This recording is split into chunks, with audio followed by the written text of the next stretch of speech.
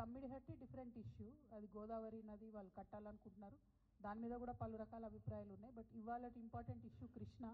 మీరు అన్నట్టు వాళ్ళు చెప్పకపోవడం ఏం లేదు, బాజాప్తా కర్ణాటకలో క్యాబినెట్ మీటింగ్ పెట్టి వాళ్ళు 70,000 కోట్లు ఫేజ్ వైజ్గా ఎట్లా రిలీజ్ చేస్తామని ఫండ్స్ కూడా వాళ్ళు రిలీజ్ చేయడం జరిగింది.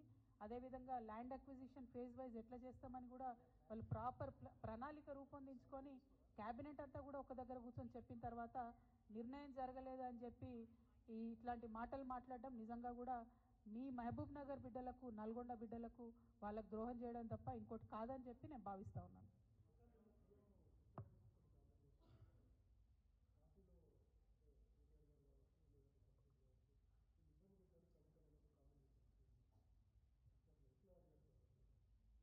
ఇప్పుడు సీఎం గారు ఏమన్నారన్నది నాకు తెలియదు, కానీ తెలంగాణ ప్రజలు అనుకుంటున్న విషయమే కదా, తెలంగాణ ప్రజలందరూ గమనిస్తున్న విషయమే.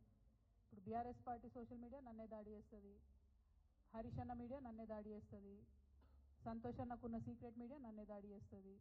అందరు కలిసి నా మీద దాడి చేస్తున్నట్టే కదా, అలా కొత్త ఏం లేదు, అది మీ అందరి దృష్టిలో కూడా ఉన్నది కాబట్టి అది కొత్త ఏం లేదు, వింతేం లేదు. Thank you.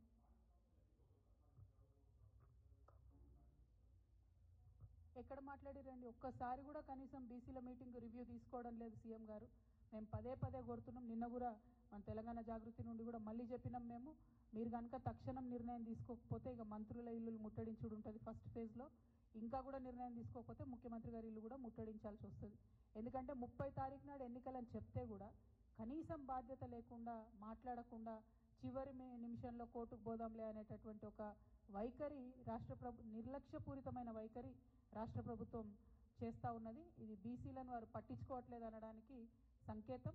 మా పోరాటం మాత్రం ఆగదు, ఖచ్చితంగా చాలా సీరియస్గానే ముట్టడి కూడా ప్లాన్ చేస్తాం.